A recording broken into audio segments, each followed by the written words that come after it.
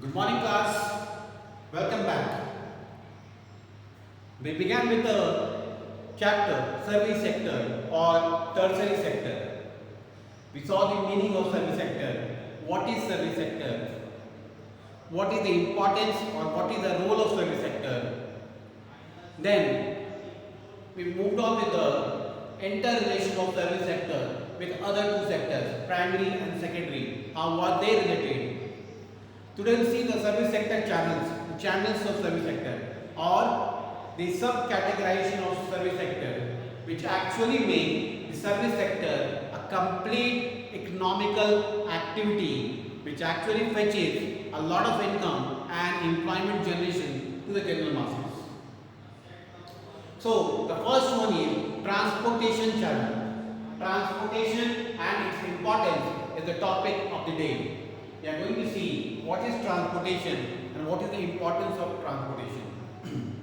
How it contributes in the economic development and how it is an important part of the service sector. See, if you remember, service sector is basically concerned with the delivery of services. With the delivery of services. When you deliver your service, that means you are a part of service sector. So transportation channel is a prominent step, is an important step in the delivery of not only the goods and services, but the transportation of labor, efficiency and the skill from one part of the country to the other, or from one country to the other country. It can be a export and import of services even, export and import of labors even, export and import of efficiency even. It does not have any concerned boundary. The efficiency, the skills can be transferred from one place to the other. So, the transportation channel is concerned with the movement of goods, services, labor, efficiency, skill from one place to the other. It plays a prominent role in the development of the economy, in the growth of the economy and the socio-economic aspect of the country is in a balanced form. Socio-economic aspect of the country is in a balanced form. So we are going to see how transportation is an indispensable form of the economy or a prominent sector of the economy, how it contributes in the economic development. The one point that you need to keep in mind, the word is excess and scarce. Excess and scarce. Excess is surplus. When you have surplus of something, that is called excess. When you are lacking something, when you are insufficient with something, that is called scarce. Take example. For example, in Jharkhand, if a product say XYZ, name of a product is XYZ, is produced or manufactured in Maklaski-Ganj. In Jharkhand, it is produced in Maklaski-Ganj or it is manufactured in Maklaski-Ganj. So, for this place, it will have an excess of supply. For this place, it will have excess of supply. But what about the other parts of the country? They might be lacking. We can assume that this product XYZ is only produced, is only manufactured in our village, that is Maklaski-Ganj, and no other part of the country can produce or manufacture such product. So for this place, it will be a blessing. But what about the other places? A product is demanded globally.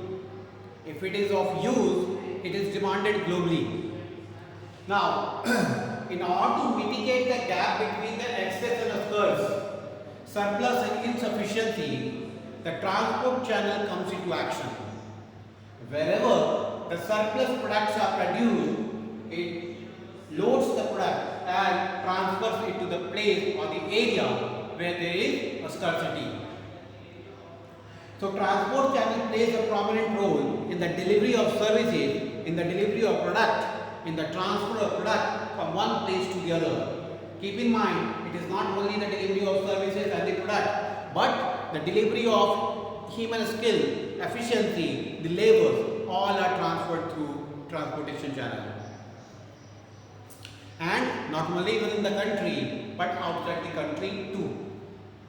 So the first part it plays in transferring the product from excess to the place which is running out of scarcity, or which is in a scarce situation. It mitigates the gap, which finally helps. What happens if the gaps are mitigated? When the gaps are reduced, what will happen? There will be price stability. Wherever the products are produced, manufactured, the price drops at that particular place. If XYZ is the product of Pakistan, here the people will pay less of the price. This downward arrow shows that there will be fall in the price. People will demand less and lesser price will be here. Same way, the place where there is a scarcity of that product XYZ, there the price will be high, demand will be high. So, in order to mitigate the gap of price stability, what it does, it transfers all the excess product to the area or to the part of the country where there is a scarcity. It brings stability in the price, and that is a basic reason why transport channel is a prominent one in the service sector. After all, the economic analysis or all the economic experts are trying hard to bring the stability of price in every product. So this is a key step in bringing the stability of price. Second and most prominent step would be why service sector demands transport channel is the generation of employment. It generates the employment. Service sector is concerned with the generation of employment, generation of income. So this is again a key step in the generation of employment. The third is utilization of resources. The resources are fully utilized. A place where excess of something is produced or is by default borne out is used by the area which is running off scarce or which is in a scarce situation. So utilization of resources is another aspect. No resource will remain underutilized. This is the concept of economics, this is the concept of economical theory, that if any resource remains underutilized, that means the economy is going to suffer. So transportation channel helps in the delivery of those resources from the access to scarce places. All the resources should be fully utilized so that the economical benefit can be generated. Now I'll come to the book. These are about type of introduction about the transportation channel. You'll see what the points are there. The first is large market for goods. Transportation opens large market for goods. Large market for goods means the area, if it has to flourish, if it has to develop, it has to have variety of products. It has to have alternative of the same goods. And those alternatives can only be created with the help of transportation channel. The second point is agricultural development. See, the commercialization of agriculture basically took place with the help of transportation channel only. If there would not have been any transportation channel, the agricultural development would not have taken place, or there would have been more pathetic condition of agricultural groups. So whatever development today we see in the agricultural line, it's all due to the major credit goes to the transportation channel. The third is industrial development. Now industrial development helps to convert the product into a finished part. Like if a product is produced in the primary sector or in the agricultural sector, the transportation channel picks up the product picks up the produce and transfers it to the industrial sector or the secondary sector. What it does, it adds value and finally transfers it to the service sector for the delivery of the product to the concerned customer. So these delivery or these movement is possible, it's because of transportation channel. Next is mobility of labor. I told you that transportation of goods and services does not only mean that the boundaries are limited with the goods only. Only the goods can move from one place to the other. No, the labor, the efficiency, the skill, the quality can also be transferred from the area, from the place which has access to the place which has skills. Means all the laborers who have efficiency, who are experienced, can be transferred to the other part of the country, other part of the village with the help of transportation channel. The next is full utilization of resources. I told you no resource should remain underutilized. It is the basic aim of every economist, every business personnel, every entrepreneur to utilize the resources in the most efficient manner. That most efficient manner means proper utilization of resources. The next is price stability. I discussed about this point. Price stability is having a control over the rising price.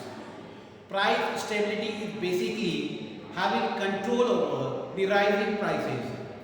So, the excess of product which are transferred to the area which has a scarce of resource, where the demand is high, the price will also be high. But if the products keep on being transferred, keep on being delivered to the scarce area, it will bring the stability in the price. The next is promotion of tourism. See, tourism is a big hub.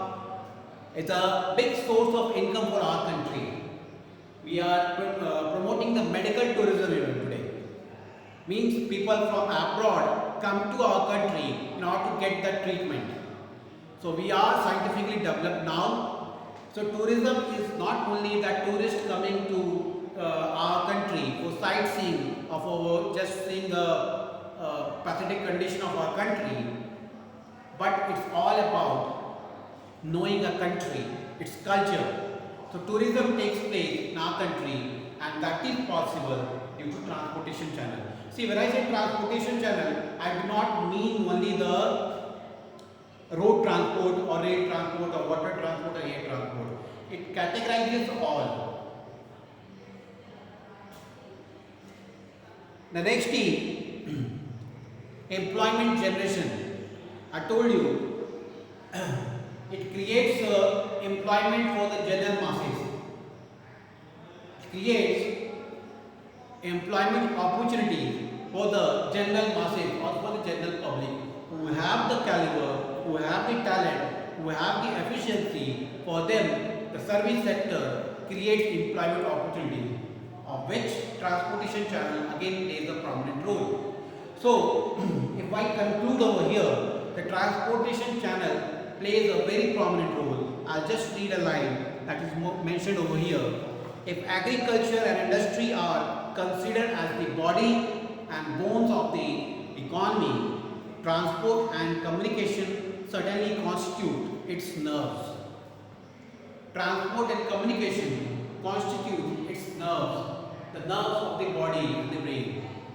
So, transportation channel is a very prominent one, very important one as far as the growth and development of any economy is concerned. We are not talking about only the Indian economy or the mixed economy. It is the world economy. A global recognition has been given to the transporting lines and communication lines. Without it, the thought of development cannot take place, or one cannot imagine the development.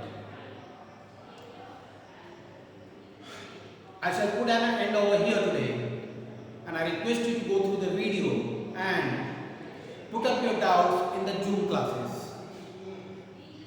Thank you, class.